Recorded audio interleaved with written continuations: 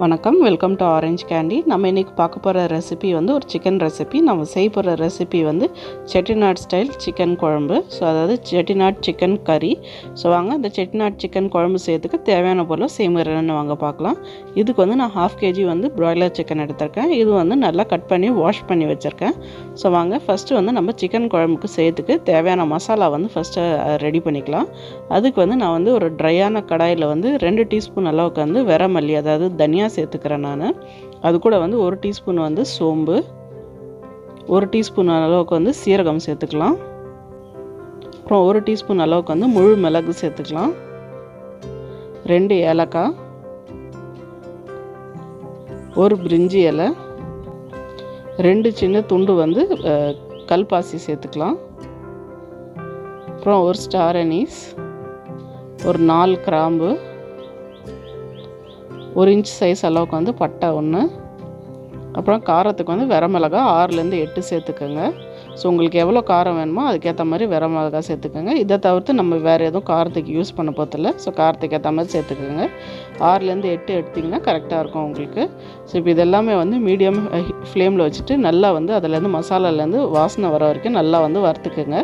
மசாலா வந்து கருகு விடாமல் பார்த்துங்க, இல்லைனா சிக்கன் கிரேவியே வந்து ஒரு கருகுன வாசனை வரும். ஸோ மசாலா தான் ரொம்ப இம்பார்ட்டண்ட் இந்த ரெசிபிக்கு. ஸோ நல்லா மீடியம் ஃப்ளேமில் வச்சுட்டு நல்லா அதுலேருந்து மனம் வர வரைக்கும் வறுத்துக்குங்க. இப்போ இது வந்து நல்லா ட்ரை ரோஸ்ட் பண்ணியாச்சு நான். அடுத்ததாக இதில் வந்து 1/4 கப் அளவுக்கு வந்து தேங்காய் வந்து நான் பொடியாக நறுக்கி இது கூட சேர்த்துக்கிறேன். நீங்கள் வேணால் திருகின தேங்காய் கூட இந்த ரெசிபிக்கு யூஸ் பண்ணிக்கலாம். தேங்காய் சேர்த்துட்டு ஒரு 2 நிமிஷம் போல் ஸ்லைட்டாக வந்து இதையும் வந்து நம்ம வதக்கிக்கலாம். 2 நிமிஷம் வதக்குனதுக்கப்புறம் ஸ்டவ் ஆஃப் பண்ணிட்டு இதை நல்லா ஆற விட்டுடலாம் நம்ம. இப்போ ஆறின இன்க்ரீடியன்ட்ஸ் எல்லாமே வந்து நம்ம மிக்ஸி ஜாரில் சேர்த்துடலாம். ஸோ இது வந்து நம்ம நல்லா பேஸ்ட்டாக அரைக்கணும். ஸோ அது கூட வந்து கொஞ்சமாக வந்து நம்ம தண்ணி சேர்த்துட்டு நல்லா மைய ஃபைன் பேஸ்ட்டாக அரைச்சி எடுத்துக்கலாம். ஸோ பாருங்கள், இந்த மாதிரி மசாலா பேஸ்ட் வந்து அரைச்சி ரெடி பண்ணி வச்சுக்கோங்க. ஸோ வாங்க இப்போ வந்து நம்ம சிக்கன் குழம்பு எப்படி சேர்த்துன்னு பார்க்கலாம்.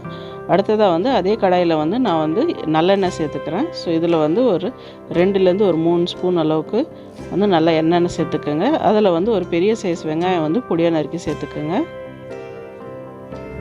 இது கூட வந்து 2 கொத்து அளவுக்கு வந்து ஃப்ரெஷ் கருவேப்பிலை சேர்த்துக்கலாம். வெங்காயம் வந்து நல்லா பிங்க் ஆகிற வரைக்கும் வதக்கிக்கலாம் நம்ம. வெங்காயம் நல்லா பிங்க் ஆகி வதங்கினதுக்கப்புறம் நம்ம இது கூட வந்து 1.5 தக்காளி வந்து பொடியாக நறுக்கி சேர்த்துக்கலாம். தக்காளி வந்து ஸ்லைட்டாக வந்து வதக்கிக்கலாம் நம்ம. தக்காளி வதங்கும் போதே வந்து நம்ம இதுக்கு வந்து கூட வந்து 1 டேபிள் ஸ்பூன் அளவுக்கு வந்து இஞ்சி பூண்டு பேஸ்ட்டு சேர்த்துக்கலாம். ஸோ இது கூட வந்து கொஞ்சமாக உப்பு சேர்த்துக்கலாம் நம்ம. இப்போ இஞ்சி பூண்டோட ராஸ்மெல் போகிற வரைக்கும், அப்புறம் தக்காளியும் வந்து நல்லா வெந்து குழையிற வரைக்கும் நல்லா வந்து வதக்கிக்கலாம். இப்போ பாருங்கள், இஞ்சி பூண்டோட ராஸ்மெல் போயிடுச்சு, தக்காளியும் வந்து நல்லா வெந்து குழைஞ்சிருச்சு. இந்த ஸ்டேஜில் வந்து நம்ம கழுவி வாஷ் பண்ணி வச்சுருக்க சிக்கனை வந்து இதில் சேர்த்துக்கலாம். இது கூட வந்து 1/4 டீஸ்பூன் அளவுக்கு வந்து மஞ்சள் தூள் சேர்த்துக்கலாம். நல்லா சேர்த்துட்டு நம்ம வெங்காய தக்காளியோடு சேர்த்து நம்ம சிக்கனையும் வந்து ஒரு 2 நிமிஷம் போல் நல்லா வந்து வதக்கிக்கலாம். ஒரு 2 நிமிஷம் போல் நல்லா வதக்கியாச்சு சிக்கனை. அடுத்ததாக வந்து நம்ம அரைச்சி வச்சுருக்க மசாலா பேஸ்ட்டை வந்து இதில் சேர்த்துடலாம். ஸோ ஃபுல் பேஸ்ட்டையும் வந்து இது மசாலாவையும் அதில் வந்து நம்ம சேர்த்துக்கலாம். அதில் சேர்த்துட்டு சிக்கனையும் வந்து மசாலாவில் போட்டு நல்லா வந்து பரட்டிக்கலாம் நம்ம. இப்போ இது வந்து நல்லா மிக்ஸ் பண்ணி விட்டாச்சு. இப்போ இந்த ஸ்டேஜில் வந்து நம்ம இது கூட தண்ணி சேர்த்துக்கலாம். இதில் வந்து நான் குழம்பு செய்கிறதுனால வந்து 2 கப் அளவுக்கு வந்து தண்ணி சேர்த்துக்கிறேன்.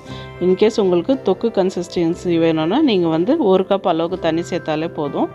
ஸோ உங்களுக்கு எந்த மாதிரி கன்சிஸ்டன்சி வேணுமோ அதுக்கேற்ற மாதிரி வந்து தண்ணி சேர்த்துக்கோங்க. தண்ணி சேர்த்துட்டு நல்லா கலந்து விடுங்க. கலந்து விட்டுட்டு இந்த ஸ்டேஜில் வந்து உப்பு செக் பண்ணி பார்த்துக்கோங்க. உப்பு தேவைப்பட்டால் இந்த ஸ்டேஜில் வந்து உப்பு அட்ஜஸ்ட் பண்ணிக்கோங்க. இப்போ இதை மூடி போட்டுட்டு நல்லா ஒரு 25 நிமிஷம் வந்து நம்ம சிக்கனை வந்து நல்லா வேக விட்டுடலாம். இப்போ பாருங்கள், நல்லா ஒரு 25 மினிட்ஸ் ஆகிடுச்சு. நம்ம சிக்கனும் நல்லா வெந்துருச்சு. எண்ணெய்லாம் பாருங்கள் நல்லா சூப்பராக பிரிஞ்சு மேலே வந்துச்சு. கமகமன்னு நம்ம செட்டிநாடு ஸ்டைல் சிக்கன் குழம்பு வந்து ரெடி ஆகிடுச்சு.